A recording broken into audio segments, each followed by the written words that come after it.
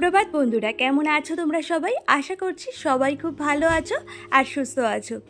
আর আমরাও বেশ ভালোই আছি। তো আরও একটি নতুন ভিডিও নিয়ে আজকে আবারও হাজির হয়ে গেলাম। আশা করছি আজকের ভিডিওটি দেখতে তোমাদের ভীষণ ভালো লাগবে। আর আজ আমি তোমাদের সাথে আমার সংসারের কাজকর্মের সাথে সাথে কিছু টিপসও শেয়ার করব। সেটা হলো বাস্তু টিপস, মানে কি আমরা মানলে আমাদের সংসারে আমরা লক্ষ্মীশ্রী বজায় রাখতে পারি বা আমাদের সংসারে কিন্তু লক্ষ্মীর কৃপা আমরা পেতে পারি। তো চলো বন্ধুরা, ভিডিওটা তাহলে স্টার্ট করা যাক। তো সকালবেলায় না ঘুম থেকে আজকে ওঠা হয়েছিল ওই 8:30টার দিকে। আর আজ কী বার সেটাই তো তোমাদেরকে বলা হলো না, আজ হলো রবিবার। আর তো যাই হোক, ওইদিকে কিন্তু ঘুম থেকে উঠে রোজকার মতো বাসি কাজকর্ম সেরে তারপরে দেখতেই পেলে একটু মাথাটাকে ভালো করে কিন্তু আছড়ে নিলাম। আর তারপরে সোজা চলে এলাম ছাদে।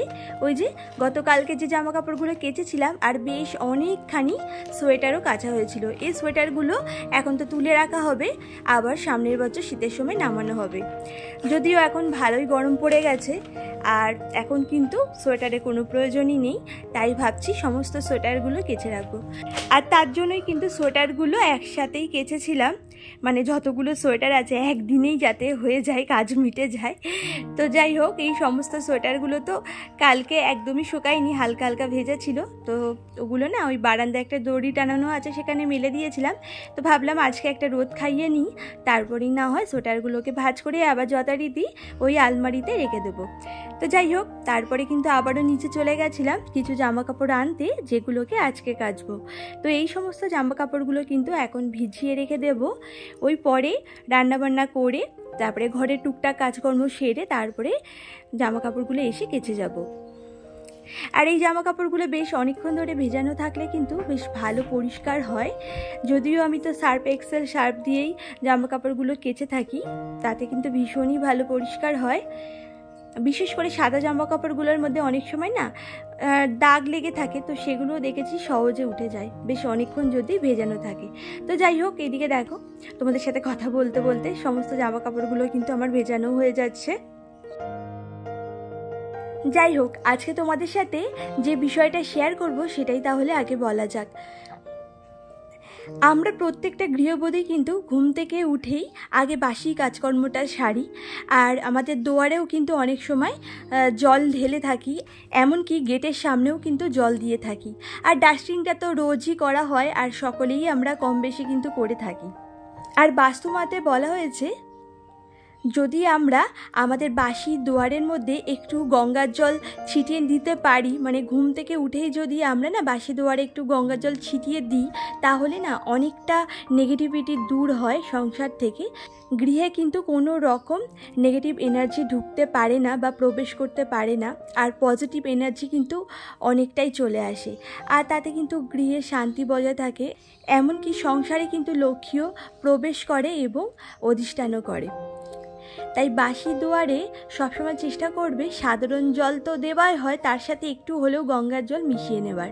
আর গঙ্গা জল তো সকলের ঘরে কম বেশি থাকেই, তো সেখান থেকে যদি একটু সাধারণ জলের সাথে মিশিয়ে নিতে পারো না, তাহলে কিন্তু আমাদের সংসারে অনেক মঙ্গল হয়। কিছু কিছু কুসংস্কার আছে জানো তো, যেগুলো মানলে এই সংসারে কিন্তু ভালো ছাড়া কখনোই খারাপ হয় না। আমরা হয়তো অনেক কাজকেই কুসংস্কার বলে উড়িয়ে দিয়ে থাকি। আর আগেকার দিনে মা ঠাকুমারা কিন্তু অনেক রকম কুসংস্কারই মানত, আর যে কারণে কিন্তু আগেকার দিনের সংসারে কিন্তু এত অশান্তিও থাকতো না, যতটা না এখনকার দিনের প্রত্যেকটা সংসারে অশান্তি বলো এটা সেটা তো লেগেই থাকে। তো আগেকার দিনে দেখবে সবাই কিন্তু একসাথে বেশ মিলেমিশে অনেক ভালোভাবে কিন্তু থাকতে পারতো, কারণ কিছু কিছু জিনিস আছে যেগুলো কিন্তু মানলে আমাদের লাভ ছাড়া কিন্তু একদমই ক্ষতি হয় না। আর তোমাদের সাথে কথা বলতে বলতে এদিকে দেখো বিছানাটাকে কিন্তু গুছিয়ে নিয়েছি একদম পরিপাটি করে। আর তারপরে এই যে কম্বলটাকে তুলে রাখছি, যেহেতু গরম পড়ে গেছে। তো আলমারিতে তো একদমই জায়গা নেই, দেখতেই পাচ্ছ চারিদিকে জামা কাপড় যেমন আছে, সাথে ওই যে বালিশ টালিশ সব কিছুই কিন্তু আমাকে আলমারিতেই রাখতে হয়, যেহেতু আমাদের ঘরে না সেরকম কিছু রাখার জায়গায় নেই যে যেখানে রাখবো।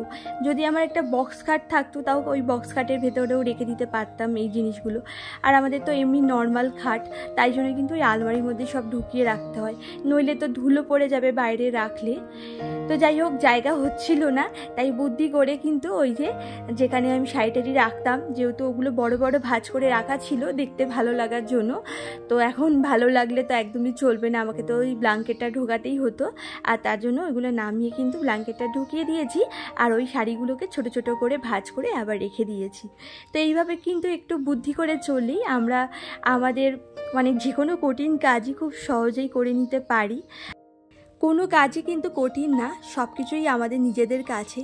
চেষ্টা আর বুদ্ধি যদি কোনো কাজে আমাদের থাকে, তাহলে সেই কাজে সফলতা অর্জন করতে কেউ কিন্তু আমাদেরকে আটকাতে পারবে না। তো যাই হোক, এইদিকে দেখো এখন রান্নাঘরে চলে এসেছি। আর আজকে যেহেতু রবিবার আর আমরা তো এই দিনে নিরামিষ খাই, তো আজকে ওই মান কচুর তরকারি করছি, সাথে করছি আলু পোস্ত আর একটু ডালও করে নেব, আর খাওয়ার সময় একটু পাঁপড়ও ভেজে নেব।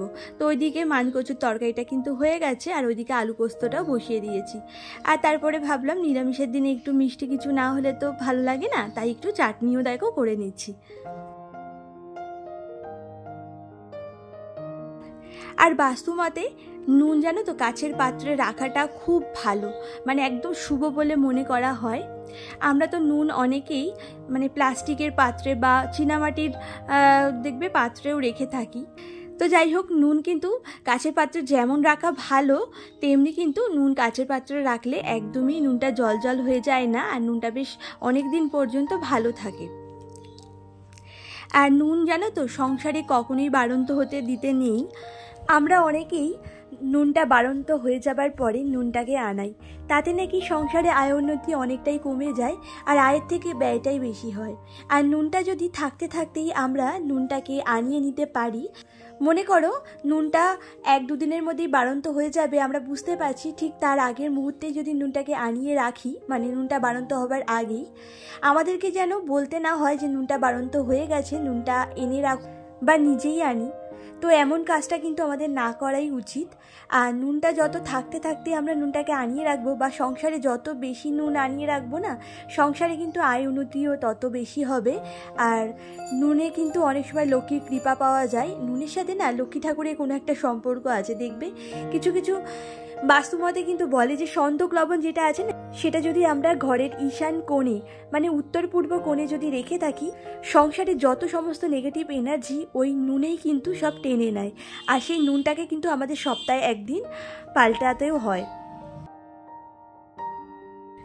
আর সংসারে কিন্তু আমরা এমন অনেক কাজ অজান্তে করে ফেলি, আর তার জন্য কিন্তু আমাদের সংসারে অনেক সময় নেগেটিভ এনার্জি তৈরি হয়ে যায়। আর সেই নেগেটিভ এনার্জিটিকে দূর করার জন্য আমাদেরকে সন্তক লবণ দিয়ে প্রতিদিন ঘর মোছাটা খুব দরকার। আর বৃহস্পতিবার বাদ দিয়ে কিন্তু সেই কাজটা করতে হবে, যেহেতু বৃহস্পতিবার দিন হলো লক্ষ্মীর দিন। আর সেই দিনে শুনেছি কখনোই নুন দিয়ে ঘর মুছতে নেই। আর আমরা অনেকেই সাধারণ নুন দিয়ে ঘর মুছে থাকি, তো সাধারণ নুন দিয়ে ঘর মুছলে কিন্তু কোনো রকম কাজ হয় না। ওই সন্তক লবণ দিয়ে যদি ঘরটা মোছা হয়, তাহলেই নেগেটিভ এনার্জিটা দূর হয়।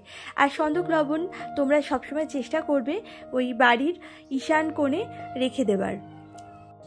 সংসারের ক্ষেত্রে অনেক অনেক টিপস আছে, যেগুলো আমরা কম বেশি সব গৃহবধূরাই জানি, আবার কেউ কেউ হয়তো জানে না। তো তাদের উদ্দেশ্যেই আমার এই কথাগুলো বলার। তো সবসময় তো সবাই সব কিছু জানে না। আমিও জানো তো আগে এই সমস্ত জিনিসগুলো জানতাম না, এগুলো ধীরে ধীরে কিন্তু অনেকের মুখে শুনে শুনে এগুলো শিখেছি। আর কিছু কিছু কুসংস্কার মানলে যদি সংসারের উন্নতি হয়, সংসারে ভালো হয়, লক্ষ্মীর কৃপা পাওয়া যায়, তাহলে সেই কুসংস্কারগুলো মানতে আমাদের ক্ষতি কি বলো? তাই আমি এই ছোট ছোট ধরনের টিপসগুলো ফলো করে থাকি, যাতে সংসারে ভালো হতে পারে। তো যাই হোক, যেটা বলছিলাম, আর জানো তো বাস্তুমতে উত্তর দিকে ঘুরে কখনই রান্না করতে নেই, কারণ উত্তর দিকটা হলো জলের দিক। তাই উত্তর দিকে নাকি শুনেছি রান্নাবান্না করলে সংসারে নাকি দারিদ্রতা চলে আসে। যদিও এগুলো শোনা কথা, তো কিছু কিছু শোনা কথা এমন আছে না, যেগুলো কিন্তু অনেক সময় খেটেও যায়। জানো তো কিছু কিছু কুসংস্কার এমনই আছে।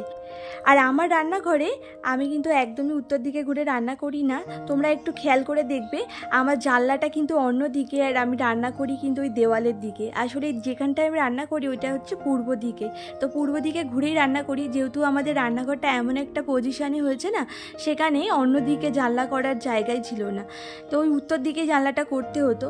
আর জানলার সামনে ও গ্যাস ওভেনটা রাখলে আলোটা আরও ভালো পেতাম, কিন্তু ওই কারণেই ওখানে রাখা হয়নি। ওই যে উত্তর দিকে ঘুরে যে রান্না করতে নিই, তাই জন্যই পূর্ব দিকে ঘুরে রান্না করি। তো যাই হোক, এইদিকে দেখো এখন ফিরে এলাম ঠিক সন্ধ্যেবেলায়।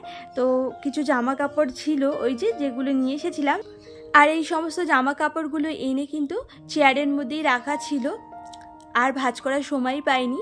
এই সকাল থেকে একের পর এক কাজকর্ম করতে করতে তারপরে তো শরীরে আর দিচ্ছিল না। দুপুরবেলায় খেয়ে দিয়ে একটু রেস্ট নিয়ে এই দেখো সন্ধ্যেবেলায় কিন্তু জামা কাপড়গুলো গুছিয়ে নিচ্ছি। আর রোজকার পরা জামা কাপড়গুলো তো ওই যে ওয়ার্ড্রপের মধ্যেই রাখি, আর এই সোয়েটারগুলো কিন্তু এখন আলমারিতে ঢুকিয়ে দেবো।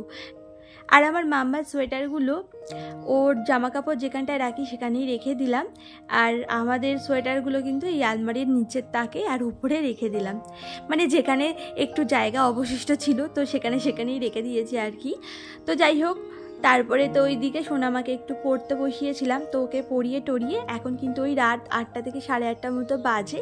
তো ভাবলাম কি এখন একটু বিছানাটাকে ভালো করে আমি কিন্তু প্রতি গরমের সময় শোয়ার আগে বিছানার চাদরের উপরে আরেকটা চাদর পেতে দিই। আসলে সারা দিন তো কিন্তু খাটের উপরে ওঠা নামা সবসময় করাই হয়, আর ধুলোটা যতই ঝাড়া হোক না কেন দেখবে গরমের সময় কেমন যেন গাটা ঘিচঘিচ করে, তাই ওই চাদরটার উপরে আরও একটি চাদর পেতে দিলাম, তাহলে শুতে বেশ ভালোই লাগবে। আর এই চাদরটা খুবই সফট। তারপরে দেখো এই যে ডাস্টিং করে নিচ্ছি ঘরটা। তো চলো বন্ধুরা, আজকের ভিডিওটা এই পর্যন্ত।